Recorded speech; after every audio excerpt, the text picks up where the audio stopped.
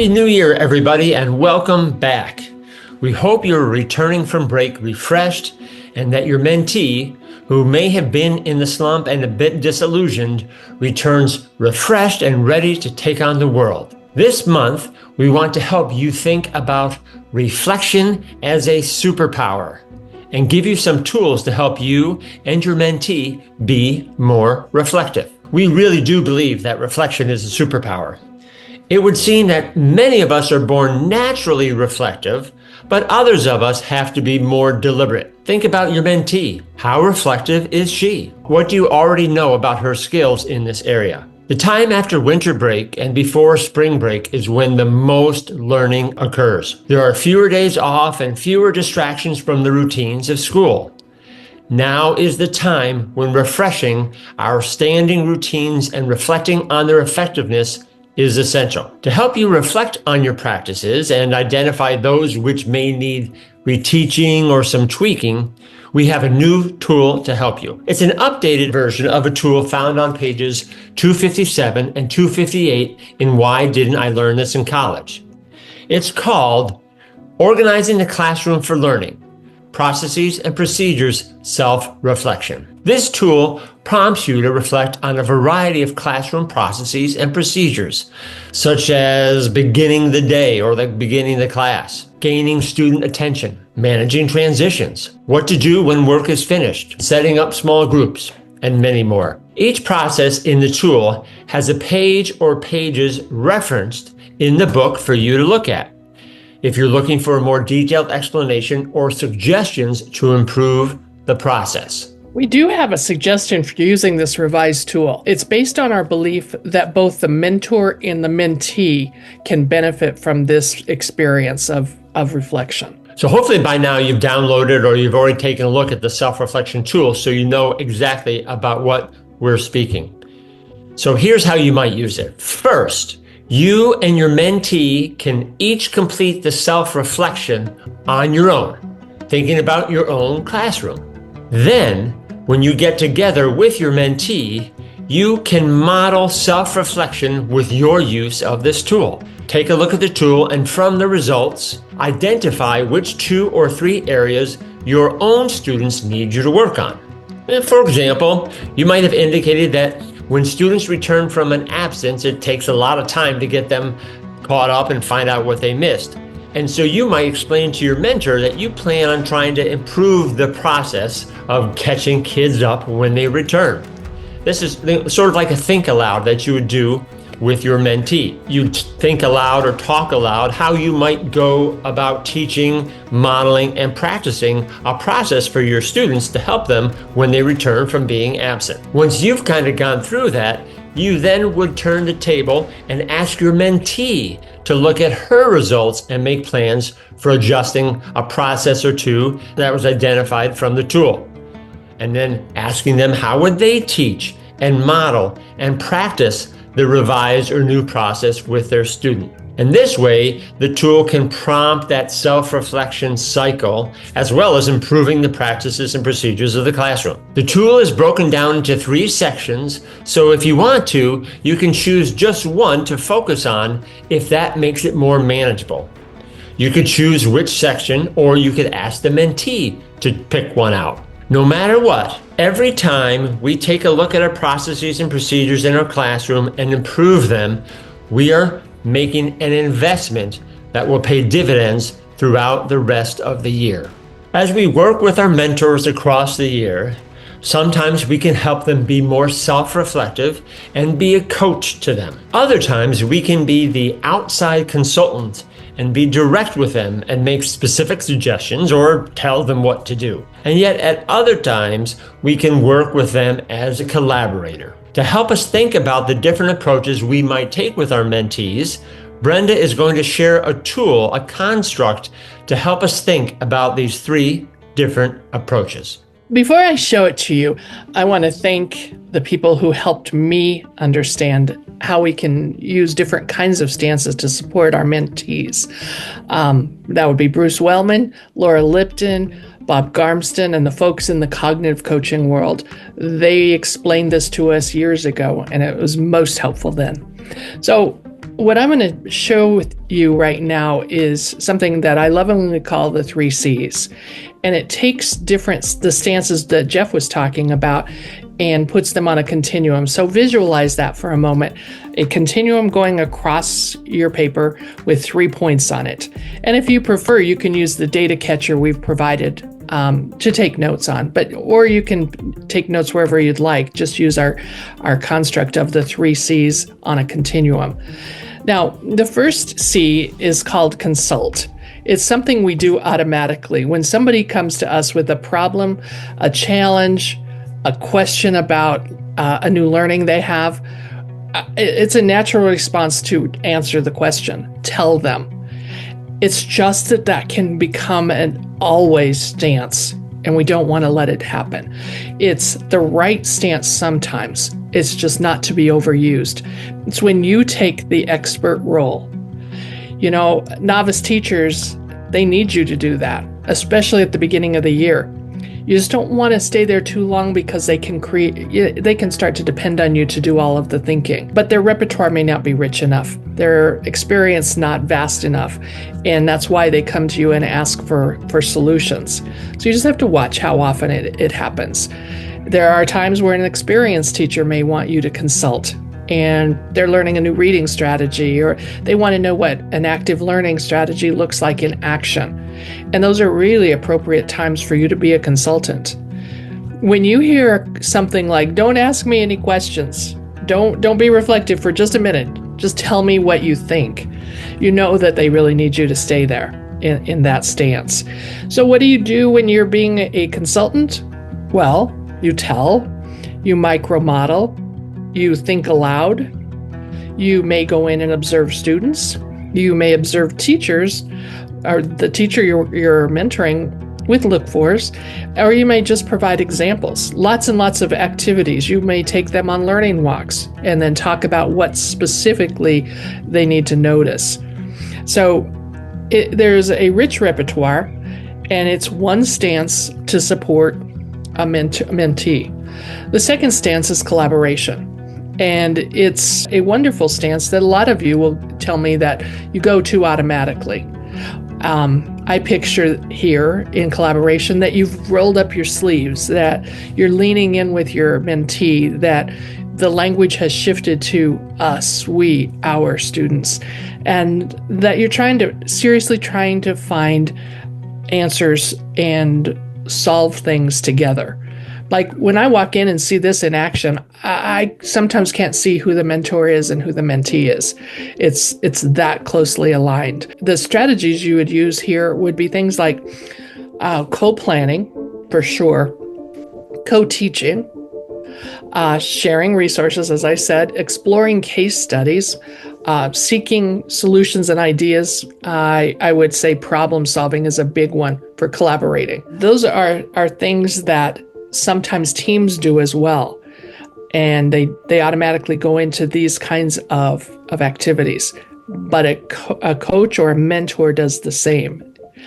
I will take you now to the third stance, which is reflective coaching. In this stance, which would hopefully become all of our default stances at some point, it's where we help mediate thinking. We let our mentee figure things out as much as possible on their own, and we work hard to resist the temptation to figure it out or solve it for them, and it is hard to resist that. So you might help them reflect on something from yesterday. You might help them plan a conversation, or plan a conversation with some students, or plan a lesson for tomorrow. You might help them, again, problem solve. To do that work, you're going to have to listen intently. You'll have to think and try to understand what they're truly saying. There will be pauses. There will be your chance to paraphrase and really double check that you're getting what they're trying to say. You'll assume positive intention throughout it, even though you may want to argue at times in your head. That's not the time for this. You're trying to understand them, and you're using the best of your questioning, clarifying and reflective questions. So I'm going to bring you to the slide or the picture here of the stick figures. They're on the note catcher that you may have downloaded and are using. But the stick figures are huge. I want you to look at them and consider yourself the first stick in each of the pairs. And what's important is the size of those stick figures above each stance. In the first stance, consultation or consulting, you have the size. You're the first stick figure. And it's because, in essence, you have the power. You're the one that has the ideas, the solutions, the strategies, and your mentee is smaller in relationship. When you move over to collaboration, it's equal. Both of you are the same size and you're figuring things out together. And then you'll notice the opposite of consulting is in the third stance with coaching, reflective coaching. You have the small stick figure because your job is to mediate their thinking. They're the decision makers here. They're the problem solvers. They're figuring it out themselves. It's just true that we all have our own default stance. We do. Each one of us does. But once we become aware of that, for example, it might be consulting, it might be collaborating, and some of you will say it's reflective coaching. Once you're aware of what you automatically go to, you can watch yourself there and you can think about, was there a time in this conversation I could have shifted or I needed to shift? Are there skills I need to learn in each stance to be stronger? So it takes practice. Sometimes it takes feedback. You can ask your mentee how it went and what you did that was helpful. It's a journey, and it's well worth taking. Here's the thing. You want to be as deliberate as possible when talking with your mentor. Before addressing a topic with them, as Brenda said, mentally review the situation and decide which stance of the 3 C's is the one that best fits that situation. You can't necessarily control the whole conversation, but you do have control over how it starts off.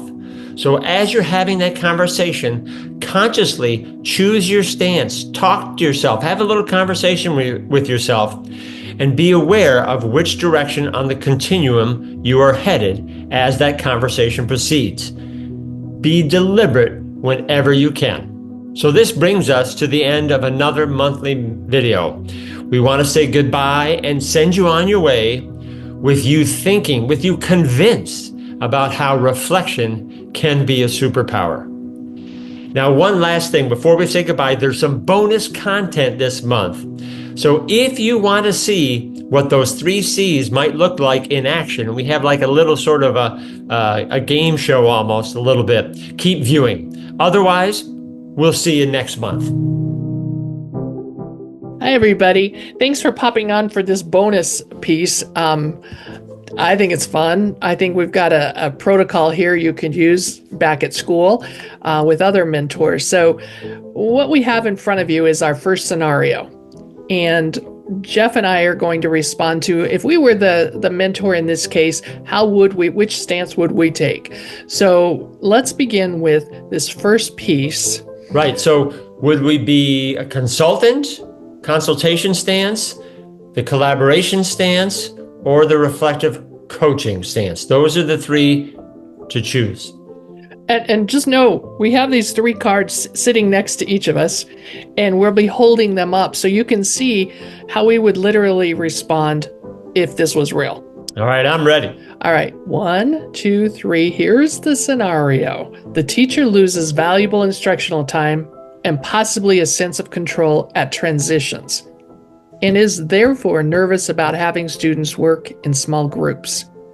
Why don't you all read that again to yourselves and think about where you'd start, consult, collaborate, or reflective coach, while Jeff and I do the same. Jeff, are you ready? I'm ready. All right, 1, 2, 3. We don't agree. Well, it's not that we don't agree, but it's that we would take a different approach. So I'll go first and explain my thinking. I was thinking that the situation calls for me to be more of a consultant and offering advice and suggestions. And this is the sort of, there was a flag in this scenario that did that for me.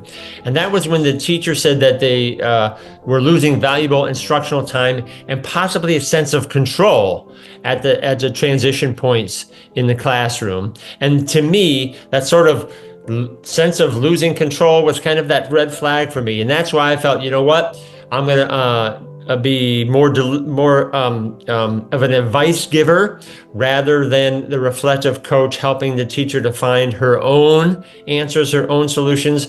I would offer some tips, some strategies. I would do it in a way that would, be, hey, I've experienced the same situation in my career, and I know nobody wants to feel that way. It's not a good feeling for you, and it's not a good feeling for the kids either. And so here's some of the things that I did that you might want to try. That's that telling voice, the telling approach that I think I would take in this situation. Makes total sense, especially with what you highlighted from the scenario. This is a tough one, and I'm going to start as a reflective coach in the scenario. I cannot guarantee that I would be able to stay there. That would be my intention. But I might find myself using collaborative strategies, collaboration, or even consulting. So let me give this a try for you. When I look at that scenario, I see a lot. A teacher that's really nervous at transitions and is holding up being able to shift kids into working in small groups ever. And then, like you said, the loss of valuable instructional time. So I think I want to narrow what it is that's bothering the teacher.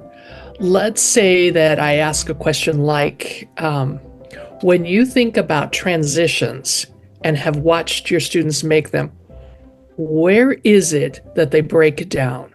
What specifically at transition do you think causes the problems you're seeing?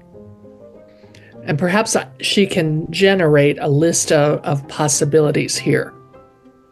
I think the transition piece is huge and has to get controlled. I'd also maybe ask, describe for me the perfect transition if you were to see it in your classroom. How would kids move? How would they change their thinking from one content area to another? What would you see and hear? And have them describe that first. I think we get that clear and work on it before even broaching small groups. But can't take too much time because here we are in the middle of the year. Got to get that under control. Yeah. Second scenario, what do you do when the teacher does not get the student's attention before starting class or giving directions and ends up frustrated with the students when information has to be repeated? So I'm visualizing on this one that she's talking over kids. Mm-hmm. So Jeff, shall we? All right. I have to think about it. All right, I'm ready. All right. 1, 2, 3. Ta-da. Hey, look at that. We agree. All right. If you know Jeff and I. Oh, no, wait. No, I held up the wrong one. Oh, you did? Okay. I thought I was holding up collaboration because you had collaboration. That's why I thought we agreed. Nope, we do agree. Yep. Okay, good. All right. I'll start on this one. I think the teacher's going to be totally worn out if she goes much further in trying to teach over the noise and the din of the classroom. So I think I picked collaboration so that we could together define the problem, and then generate possible strategies together. Not like mine are better than hers or vice versa, but that we just figure out things that would work, almost a continuum for her to get student attention. So she's got a repertoire at the end of this conversation of things to try. Yeah.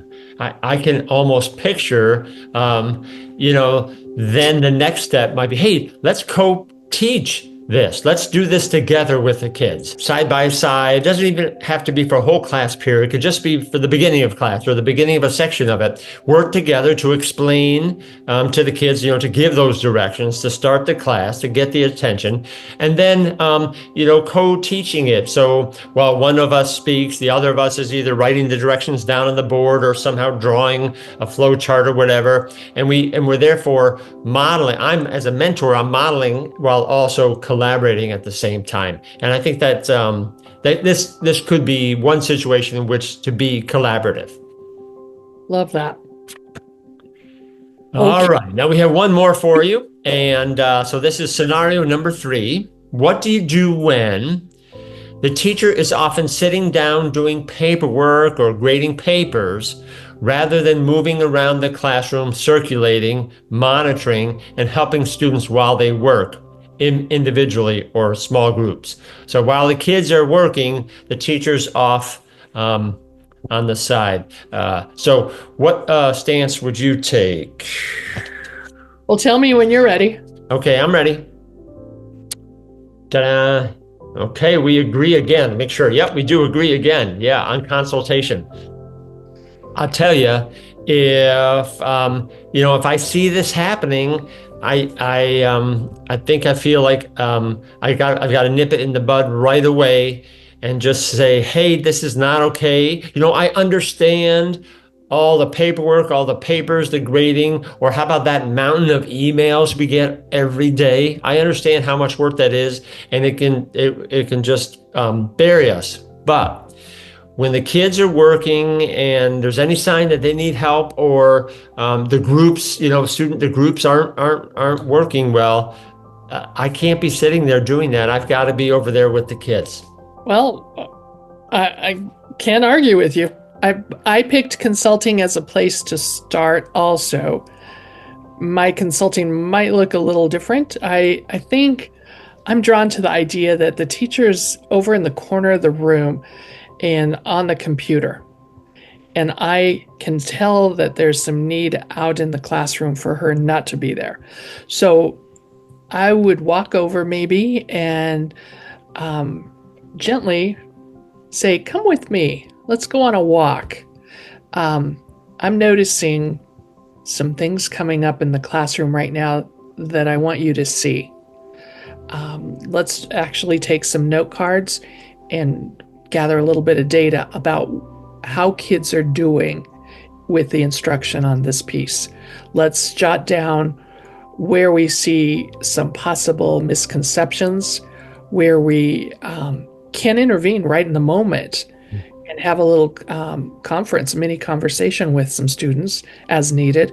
But let's do that. So come with me and let's move, because I know the kids need you. Mm-hmm. That's masterful. Brenda, you were only consulting for a fraction of time, and you were quickly moving into what I think is a collaborative stance, where you say, hey, let's go around the classroom together. Let's collect some data together. Let's look at what the kids are doing together and talking about it. So you're probably right. I just, where I saw consultation a little bit was right at the beginning. Let's move away from the computer. Yeah.